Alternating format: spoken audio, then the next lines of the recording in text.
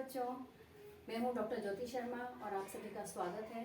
बच्चों, आज जो हम लेसन पढ़ रहे हैं वो है अध्याय 5 आपकी बुक का और पाठ का नाम है जैव प्रक्रम। इसका अंक भार 8 है। 4 आपके तंत्र दे रखे हैं। पहली वाली वीडियो में मैंने आपको पाचन तंत्र के बारे में बताया था और अब मैंने लिया है श्वसन तंत्र।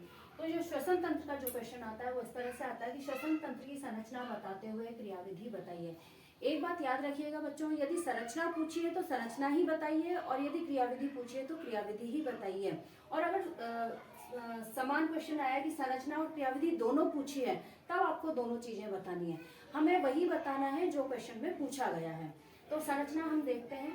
संरचना मैंने ये बना दी है आपके और इसको आप वर्ड्स में लिख सकते हैं। मैं आपको बता रही हूँ कि नाक से हमारी जो श्वसन की क्रिया है वो शुरू होती है। यहाँ पर नासागुहा होता है और नासागुहा में छोटे छोटे से रोम पाए जाते हैं और ये जो रोम होते हैं वो गंदगी को बाहरी वायु में जो भी गंदगी और जो भी चीजें होती हैं, धूल होती है, उसको रोकने का कार्य ये रोम करते हैं।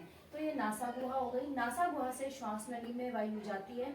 श्वास नली से बाद में जो है वो 2 भागों में बढ़ जाती है। जब 2 भागों में बढ़ती है तो इसे श्वसनी कहते हैं और ये श्वसनी आगे फेफड़ों में जाकर, ये 2 फेफड़े हमारे अंदर पाए जाते हैं, फेफड़ों में जाकर इसके कई छोटे छोटे भागों में विभक्त हो जाती है और जब विभक्त वो छोटे छोटे जो भाग हैं श्वसनी के वो श्वसनिका कहलाते हैं बच्चों।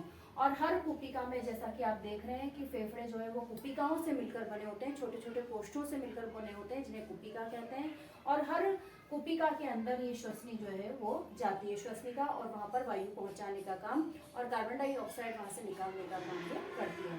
दोनों फेफड़ों के नीचे डायफ्राम स्थित होता है। ये पेशियों से बनी संरचना होती है और इसके ऊपर नीचे होने से ही डायफ्राम को पेशियां जो होती हैं वो ऊपर नीचे करती रहती हैं और इसके ऊपर नीचे होने से ही श्वसन की जो क्रियाविधि है वो संपन्न होती है।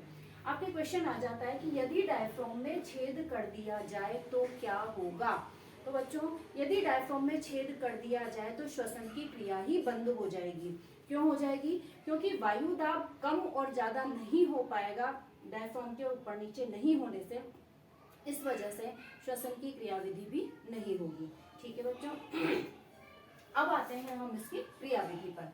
तो सबसे पहले श्वसन की तंत्र की संरचना पूछी है तो हम यहाँ पर श्वसन की परिभाषा दे सकते हैं कि ऑक्सीजन को ग्रहण करके और खाद्य स्रोतों के विघटन में इसका उपयोग करना श्वसन कहलाता है।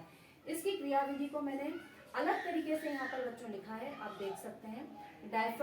डायफ्राम नीचे हुआ, नीचे खसका डायफ्राम, तो डायफ्राम के नीचे खसकने से ये जो फेफड़ों की आकृति है वो फेफड़ों की आकृति बढ़ जाती है। फेफड़ों की आकृति बढ़ने से फेफड़ों का आयतन बढ़ा और अंदर का वायुदाब, फेफड़ों की जो आकृति बढ़ी उससे वायुदाब कम हो जाता है। वायुदाब यहाँ पर कम हो जाने से बाहर का वायुदाब तो हो जाता है ज्यादा और अंदर का वायुदाब हो जाता है कम। तो जो ऑक्सीजन आती है या जाती है, वायु जो आती जाती है, तो वायुदाब जो है ज्यादा से, वायु हमेशा ज्यादा से कम की तरफ ही जाएगी। तो इस वजह से जब अंदर का वायुदाब कम हो गया है तो वायु बाहर से अधिक वायुदाब से अंदर की तरफ आ जाती है बच्चों।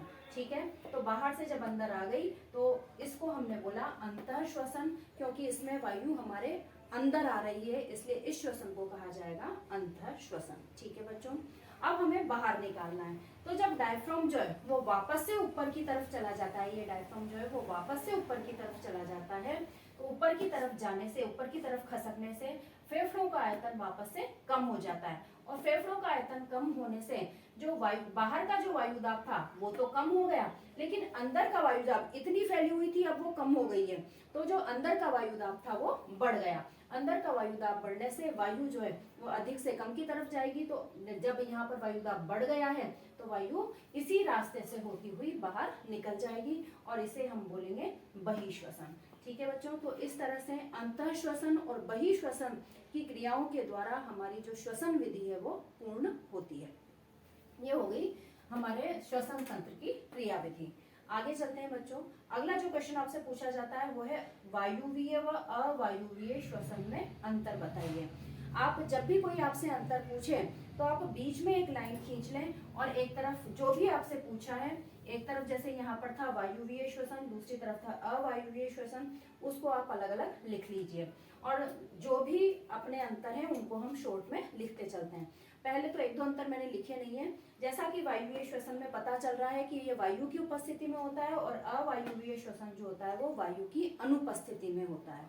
ठीक है, वायु श्वसन से हमें बहुत अधिक ऊर्जा प्राप्त होती है। अधिकतर जो श्वसन होते हैं वो इसी तरह के होते हैं। तो वायुवीय श्वसन से हमें 38 एटीपी के रूप में ऊर्जा प्राप्त होती है, जबकि अवायुवीय श्वसन जो होता है वो विपरीत परिस्थितियों में ही होता है, इसलिए इससे बहुत ही कम ऊर्जा, केवल 2 एटीपी हमें प्राप्त होते हैं। वायुवीय श्वसन जो है वो कोशिका द्रव्य में या माइटोकॉन्ड्रिया में संपन्न होता है, जबकि अवायुवीय श्वसन कोशिका द्रव्य और पेशी कोशिकाओं में संपन्न होता है। अलग से आपसे वस्तुनिष्ठ क्वेश्चंस के रूप में या रिक्त स्थान के रूप में ये क्वेश्चन पूछा जा सकता है कि वायुवीय श्वसन कहाँ पर संपन्न होता है या अवायुवीय श्वसन कहाँ पर संपन्न होता है। तो ये आपको बच्चों याद रखने वाली बात है। वायुवीय श्वसन उच्च जीवधारियों और पेड़ पौधों में संपन्न होता है, हमारे में, सभी पेड़ पौधों में, जंतुओं में। जबकि अवायुवीय श्वसन जो है वो निम्न जीवधारियों में, जैसे कि ईस्ट, फीता कृमि, कई सारे बैक्टीरिया हैं और अधिकतर उनमें जहां पर ऑक्सीजन की कमी होती है वहीं पर ही ये श्वसन जो है वो संपन्न होता है। अंतिम उत्पाद के रूप में वायुवीय श्वसन में हमें कार्बन डाइऑक्साइड, पानी और ऊर्जा की प्राप्ति होती है, जबकि अवायुवीय श्वसन में हमें लैक्टिक अम्ल और इथेनॉल की प्राप्ति होती है। ग्लूकोज का पूर्ण अपघटन वायुवीय श्वसन में होता है, जबकि अवायुवीय श्वसन में ग्लूकोज का पूर्ण अपघटन नहीं होता। ये बच्चों अंतर था और इनमें से ये अंतिम उत्पाद भी पूछा जा सकता है और कहाँ पर ये हो रहा है वहाँ वो भी क्वेश्चन पूछा जा सकता है और कितने एटीपी प्राप्त होते हैं ये वाला क्वेश्चन भी। यानी इस एक क्वेश्चन में 3 छोटे क्वेश्चन समाहित हैं बच्चों, आप देख लीजिए कि किस तरह से आपको करना है। अगला जो क्वेश्चन है वो है कोशिका की ऊर्जा मुद्रा किसे कहते हैं, या फिर कि जो श्वसन में ऊर्जा प्राप्त होती है वो किस रूप में प्राप्त होती है।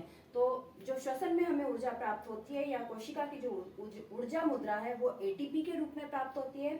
एटीपी का जो पूरा नाम है वो है एडिनोसिन ट्राइफॉस्फेट, एडिनोसिन ट्राइफॉस्फेट। और इस एक एडिनोसिन ट्राइफॉस्फेट के टूटने से, इसके एक के विघटन से हमें 30.5 किलो जूल पर मोल ऊर्जा प्राप्त होती है।